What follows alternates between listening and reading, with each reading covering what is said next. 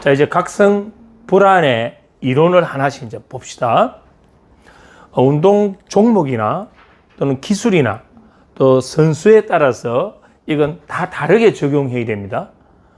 그 상황에 따라서 다르게 적용해야 되고, 하지만 이 이론을 오늘 이걸 지금 다 할 수는 없고, 네 가지만 1차로 하고 나머지 부분 다음에 또 제가 설명을 드릴게요. 자, 먼저 욕구 이론입니다. 욕구 이론. 자, 이 그림을 보면 내 각성 상태가 높아지면 높아질수록 운동 수행은 점점 더 향상된다. 계속 우상향한다. 이게 욕구 이론이에요. 무슨 말이냐면 내가 긴장, 각성이 높아지면 높아질수록 운동이 효과가 더 좋아지는 것. 자, 이걸 이 이론으로 접목해 보니까 여기에 맞지 않는 운동들이 너무 많은 거예요. 그래서 골프, 양궁, 사격, 각성이 올라오면 올라올수록 수행이 높아지나요? 전혀 아니죠. 이건 어떤 종목에 맞느냐면, 그래서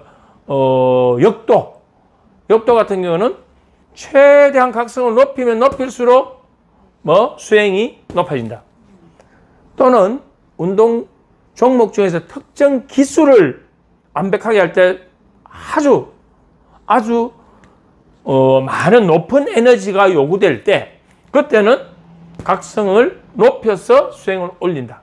부분적으로 적용되는 거고, 부분적인 어떤 종목에 적용될 수는 있지만 전체 운동에 다 적용하기는 이 이론으로는 무리다. 그러나 우리가 이걸 아는 건 중요하다. 왜 중요하냐? 그래서 씨름 선수가 계속 시작해서 끝날 때까지 끝까지 각성이 높은 상태로 씨름을 한다면 굳어가지고 운동을 못 하겠죠. 그러나 씨름 선수가 그래서 이거 덜배지기랍니까? 들어 올려서 어떤 기술을 할 때는 높은 각성 상태를 그 순간만큼 끌어올려야만이 높은 수행이 된다. 그래서 이 이론이 전체적으로 맞지는 않지만 부분적으로는 아주 중요한 이론으로 볼 수 있는 거죠. 요걸 우리는 무슨 이론? 욕구 이론이라고 한다. 하나를 배웠습니다. 쉽죠? 자, 요걸 알고 다음을 보면 이제 쉬워져요. 그 다음이 뭐냐면 적정 수준 이론입니다. 이건 아주 쉬운 거예요. 한번 보세요. 각성이 아주 낮은 상태가 되니까 운동 수행이 요거밖에 안 되는 거예요. 낮은 거예요. 근데 각성이 너무 높아지니까 어떻게 돼요? 마찬가지로 수행이 낮아진다. 너무 낮거나 너무 높을 경우에는 운동 수행에 지장을 받는다. 아까 앞에서 우리가 설명했던 각성에 대한 개념을 배울 때, 이완에 대한 개념을 배울 때 이건 한번 슬쩍 설명한 거예요. 자, 그렇다면 이 모양을 잘 보세요. 이렇게 그었죠. U자를 거꾸로 세워놓은 거다. 그래서 이 이론을 다른 말로 유 이렇게 이론이라고도 합니다. 역유자 이론. 이걸 우리가 적정 수준 이론인데 결국 어디입니까? 우리는 요 조언을 만드는 거, 요걸 찾는 게 중요하다. 그럼 우리 운동을 일반적으로 생각해 봅시다. 본 운동을 하기 전에 준비 운동을 해서 몸을 풀잖아요. 이거 뭐라고 그러죠? 워밍업 한다 그러죠. 업시킨다. 그럼 업시킨다는 것은 뭐냐면 내 각성을 적절하게 올린다 이 말입니다. 이때 올리는 게 심리적, 생리적, 신체적 에너지를 동원할 수 있는 상태로 올린다. 근데 이게 너무 많이 각성이 지나가 버리니까 또 밑으로 쳐져서 수행에 지장을 받는다. 간단하죠? 요걸 우리는 뭐라고 한다? 적정 수준 이론이라고 한다. 근데 실제로 스포츠 현장에서 보면 운동선수들이 여기에 있어가지고 오는 경우보다 대부분 이쪽으로 와서 손해보는 경우가 많아요. 이 경우가 나타나는 어디에서 나타나냐면 주로 훈련할 때 훈련할 때 동기부여가 안 됐거나 목표 설정이 제대로 안 돼가지고 훈련에 참여하는 그러한 준비 상태가 안 됐을 때 나타나는 현상들이고, 경기 중에서 일어나는 이러한 부분들은 각성이 낮은 상태가 아니고 뭘까요? 높은 상태에서 운동 수행이 떨어지는 것.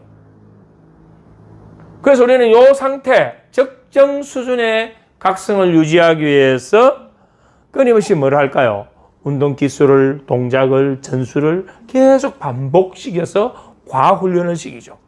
과훈련을 시키게 되면 내가 이 아래로 떨어지는 지나친 각성 상태를 불러오지 않는다. 왜? 우리 뇌는 그 무엇이든 반복하면 그게 익숙해지니까. 익숙해진 것은 편안하고 안정되게 받아들이니까 여기까지 안 간다 이 말입니다.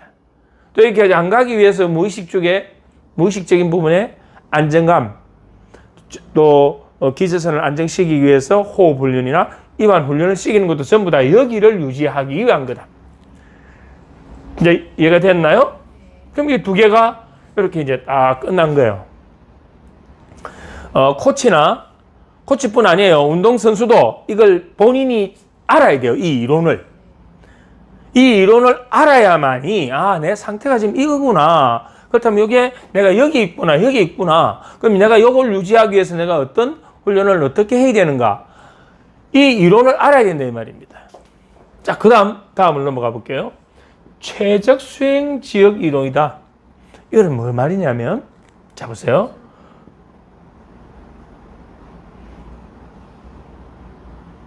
쭉쭉쭉쭉 가야 돼요. 여기가 낮음이겠죠. 여기가 높음이겠죠. 여기가 각성이겠죠. 근데 각성인데, 예를 들어서 이제 수치를 이렇게 한번 봅시다. 여기가 예를 들어서 30이다. 여기가 40이다. 여기가 50이다. 여기가 60이다. 여기가 70이다. 이 수치는 뭐냐면, 이 수치는 뭘까요? 각성이에요. A 선수는 낮은 각성 상태에서 최고 수행을 보인다. B 선수는 중간 정도의 각성 상태에서 최고 수행을 보인다. C 선수는 뭐죠? 높은 각성 상태에서 최고 수행을 보인다. 이게 사람마다 다르더라. 어떤 사람은 각성이 낮은 상태에서 운동 수행을 잘하고 같은 기술을 하는데도, 어떤 선수는 중간, 어떤 선수는 조금 높은 상태에서 더 잘하더라. 이걸 우리는 뭐라고 한다? 최적 수행 지역 이론이라고 합니다. 이건 우리가 선수들마다 뭐가 다르다? 최적 수행 지역이 다르다. 각성 그게. 이 이론으로 선수의 어떤 그 부분도 가능하지만 뭐가 가능할까? 여기에 기술을 넣어도 똑같이 됩니다. 그래서 한 선수가 A라는 기술과 B라는 기술, C라는 기술, 세 가지 기술이 있으면 그 기술마다 이 최적 수행 지역이 달라질 수 있다. 아까 제가 말씀드렸죠. 씨름을 하는 데 있어서 씨름을 내가 덜비치기로 확 뽑아들어서 던질 때 각성 상태와 그냥 내가 이렇게 버티고 견줄 때 각성 상태가 달라진다. 그 얘기예요. 그러면 이 이론의 핵심은 결국 사람마다 이 각성의 높낮이가 다르다. 각성이 다른 게 아니고 최고 수행을 하는 그 각성 조건이 서로 다르다. 이렇게 이제 이해할 수 있는 거예요. 자, 그럼 이제 세 개를 이해를 했습니다. 이렇게 하나씩 이해하는 거 되게 쉽죠? 근데 이게 정말 중요해요. 지금은 내가 기본적인 것만 설명드렸는데 사실은 여기에서 실제 상담을 하거나 훈련을 코칭할 때 이 이론들은 전부 다 엮어져서 함께 작용되는데 수많은 코칭 방법들이 이 안에서 나와요. 그리고 선수들이 자신이 갖고 있는 그 잠재적인 그 자원, 그런 능력, 에너지를 정상적으로 잘 써서 자기가 원하는 대로 올라가는 선수와 그렇지 못한 선수들이 전부 이 안에 다 있어요. 이 안에 있는데 지금은 오늘 내가 4가지만 한다 했잖아요. 다음에 또 나머지도 제가 설명드릴 텐데 그까지 다 공부를 하면 그 코치가 볼 때는 이제 이 이론을 다 알고 있으면 선수가 지금 이 상태구나, 이거구나. 그럼 이 선수에게는 어떤 상태로 훈련을 시켜줘야 된다. 이런 것들이 이제 잡히고 선수 본인 입장에서도 마찬가지예요. 이 이론을 알게 되면 내가 이랬어. 이 대회에 나가서 항상 내가 많이 불안했었구나. 그럼 이걸 내가 벗어나기 위해서는 뭘 해야 되는가? 거기에 대한 답도 이 수업에서 찾을 수 있습니다. 정말 중요한 수업이죠. 자, 이제 요거까지는 좀 간단한 이론들이에요. 자, 이제 다차원, 말 자체만 들어도 뭐야?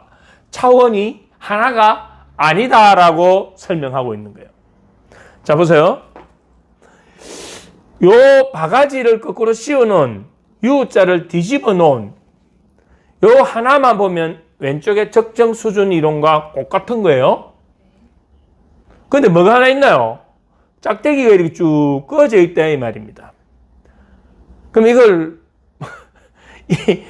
물론 머리가 좋은 사람들, 공부 잘하는 분들은 내가 스포츠 멘탈이라는 그 책, 제가 썼던 그 책 안에 이 내용이 있으니까 그것만 보고도 이해를 하겠지만 그래도 깊이가 달라요. 현장에서 제 설명을 한번 듣고 그 책을 보면 훨씬 도움이 됩니다. 꼭 책 광고하는 것 같아요. 자, 책 광고 아닙니다. 그래도 한번 보는 게 좋죠. 자, 요거는 아까 뭐와 같다 했습니까? 적정 수준 이론과 같은 거잖아요. 근데 요거는 뭐냐면 신체적인 불안은 적정 수준 이론 여기에 부합한다 이 말이에요. 근데 대부분 선수들이 중요한 경기에 임하면 이 신체적 불안과 함께 뭐가 올까요? 인지적 불안도 함께 올려버린다 이 말입니다. 함께. 그래서 뭐 밑으로 떨어진다 이렇게 보는 거예요. 그러면 여기서 요 다차원이라는 거는 이게 하나가 아니고 인지적 불안은 보세요. 인지적 불안은 낮을 때 가장 수행이 좋아지더라. 신체적 불안은 뭐 적정한 각성이 됐을 때 가장 좋아지더라. 그럼 여기서 우리가 얻을 수 있는 답이 뭔가요? 신체적 불안은 적정 수준 이론에 부합하기 때문에 적절하게 업시키는 게 필요하다. 단 이것도 뭐냐면 그 운동의 종목이나 기술이나 동작에 맞는 적정한 각성 수준을 이야기하는 거예요. 무조건 막 높인다라는 게 아니고. 그럼 이건 신체적인 부분이 이렇게 하는데 심리적인 부분, 인지적인 부분은 최대한 뭐 해라? 각성을 낮춰라. 이건 최대한 낮추었을 때 가장 높은 수행을 나타낸다. 이게 이제 정말 중요한 거죠. 그러면 내가 지금 큰 대회에 나가는데 이 대회를 내가 어떤 의미를 부여했는가? 이 대회를 어떻게 내가 지금 해석하는가? 이 인지적인 거잖아요. 인지적인. 이걸 이번 대회는 내가 무조건 이겨야 돼. 좋은 성적을 거둬야 돼. 이번 대회 근데 상대 경쟁 선수들이 만만치가 않아. 이번에는 안 될 것 같아. 이렇게 해서 이 인지적인 부분에서 불안을 만들어낼 수 있는 해석이 잘못 들어가 버리면 인지적 불안이 높아져 버린다 이 말입니다. 인지적 불안이 높아지면 운동 수행이 떨어지는 상태가 되죠. 그래서 우리는 인지적 불안은 최대한 해라? 낮게 만들고 신체적 불안은 적정하게 각성시키라. 이게 뭐냐면 다차원 이론이다.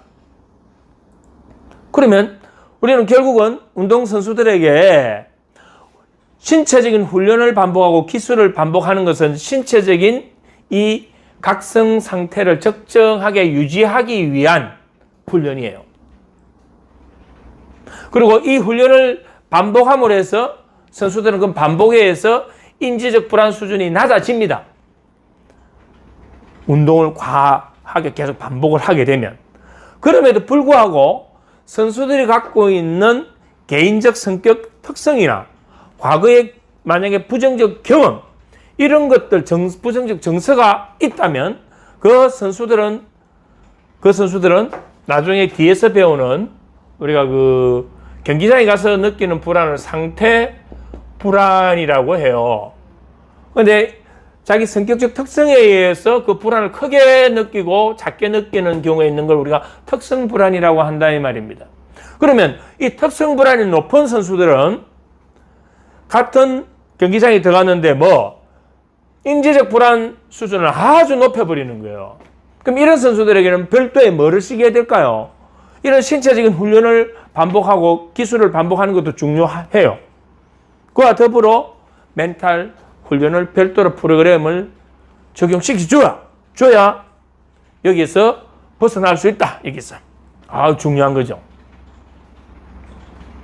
대부분은 일반 신체적 기술적 훈련 또는 전술적 훈련을 계속 반복하고 그게 자동화돼서 익숙해지고 그걸 완벽하게 할 수 있는 상태가 되면 인지적 불안이 이렇게 떨어지게 됩니다. 근데 아까 이야기한 것대로 이 특성 불안을 갖고 있는 선수 같은 경우는 특별한 인지적 불안을 낮춰줄 수 있는 멘탈 트레이닝이 필요하다. 이렇게 보는 거예요. 그럼 이게 이제 결국 무슨 이론이다? 다차원 이론이다. 자, 오늘은 4가지를 했습니다. 욕구 이론. 각성이 높아지면 높아질수록 수행은 좋아진다. 우상향한다. 적정 수준 이론은 아니다. 이건 특정 종목이나 특수 어떤 기술, 그 동작에는 이 이론이 맞을지라도 전체적으로 적용하기는 무리가 있다. 그래서 적정 수준 이론이라는 게 나오는 거죠. 너무 낮아도 안 되고 너무 높아도 안 되고 적절하게 각성되는 것이 좋다. 사실 이거에서 더 보완된 게 이거 아닌가요? 예. 그 다음에 최적 수행 지역 이론은 선수들마다 각성 수준이 어느 수준에서 가장 최고의 수행을 나타내는가는 서로 다를 수 있다. 그럼 이제 우리가 상담이나 코칭 과정에서 이 선수가 지금 본인이 어디에서 가장 최고의 그걸 수행을 나타내는가를 질문을 통해서도 또는 관찰을 통해서도 알 수 있는 거예요. 그래서 본인이 나는 지금 여기에서 가장 잘 되더라. 나는 여기에서 잘 되더라. 그럼 그 선수가 최고 수행을 나타내는 그 조언을 파악한다는 것은 거기에 맞출 수 있는 적절한 훈련을 반복시켜주면 되는 거죠. 그럼 여기서 지금 브레인 러닝이나 그 뉴로 피드백 하는 건 그 선수의 각성 수준을 만약에 여기에 세팅을 한다면 여기에 적정한 각성이 될 수 있는 집중을 계속 유지하는 훈련을 시키면 효과가 나타나지 않을까요? 그 다음에 이제 다차원 이론은 요 신체적인 불안은 적정 수준 이론에 부합하지만 요 한 가지 차원으로 보는 게 아니고 인지적 불안은 최소화시킬 때 가장 높은 수행이 나오더라. 이렇게 이제 보는 걸로 정리할 수 있습니다.